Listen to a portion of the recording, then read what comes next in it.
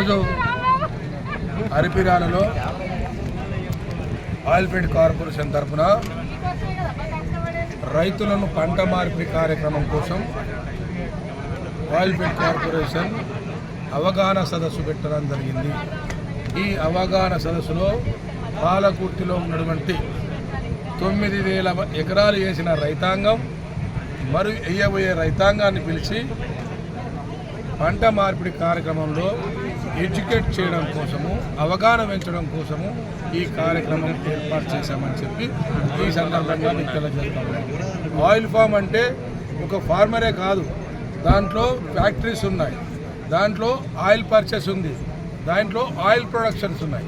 కాబట్టి ఇవాళ మనం లక్షల టన్నులు ఇవాళ ఎక్స్పోర్ట్ చేసుకుంటున్నాం, దిగుబడి చేసుకుంటున్నాం.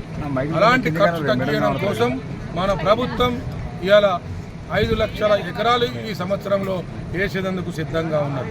రేవంత్ రెడ్డి గారి నాయకత్వంలో ఇలా రేవంత్ రెడ్డి గారు ఆశీస్సులతో ఇలా 300 కోట్లతోని ఇవాళ నర్మేటలో ఫ్యాక్టరీ నిర్మించుకున్నాం. ఇలా కల్లూరుగూడెంలో 250 కోట్లతోని ఫ్యాక్టరీ నిర్మాణం జరుగుతూ ఉన్నది.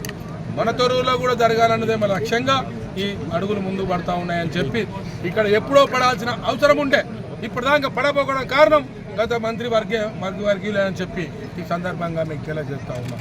ఎందుకంటే నర్మేట్లో ఫీజిబిలిటీ లేకున్నా 3,000 ఎకరాలున్నా అక్కడ ఫ్యాక్టరీ జరిగింది, ఇక్కడ 9,000 ఎకరాలున్నా ఇక్కడ ఫ్యాక్టరీ పెట్టలేదంటే ఆయన అసమర్థత అని చెప్పి ఈ సందర్భంగా మీకు తెలియజేస్తా ఉన్నాం.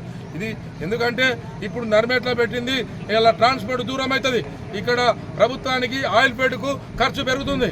ఇక్కడ పెడితే ఉంటే చాలా లాభదాయకంగా ఉండే, ఇలా ఆయిల్ ఫెడ్కు ఇంకా లాభాలు వచ్చే దిశలో ఉండేది. ఈ రాష్ట్ర ప్రభుత్వం ఇంకా రానున్న 10 సంవత్సరాలు కూడా కాంగ్రెస్ పార్టీ అధికారంలో ఉంటుంది. రైతులను ఆదుకుంటాం, యువతరానికి ఉద్యోగాలు ఇచ్చాం, ఇలా ప్రతి ఒక్కరికి ఎంప్లాయ్మెంట్ ఇచ్చాం, ప్రతి ఒక్కరిని కూడా ఆదుకుంటాం. ప్రభుత్వం ముందుకు పోతుంది.